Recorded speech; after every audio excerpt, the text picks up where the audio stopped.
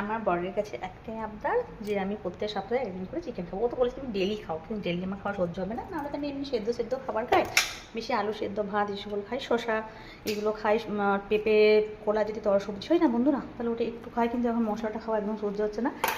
আর সপ্তাহে একদিন করে চিকেন, তাই আমি চিকেন আজকে রান্না করব, কিন্তু আমারটা একদম আলাদা করবো, বাড়ির সবার জন্য অন্যরকম করব।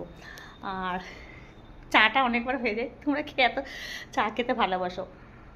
আর thank you so much my husband, যে আমার জন্য প্রত্যেক সপ্তাহে একদিন করে চিকেন আনার জন্য। চিকেন তো ডেলিও আমাকে খেতে বলে যে তুমি হয়তো তুমি খেতে পারো তো খাও, তো ডেলি খাওয়া তো সম্ভব নয়, মানে তেল মশলাটা একদম বন্ধুরা জানো আমার একদম মানে সহ্য হয় না।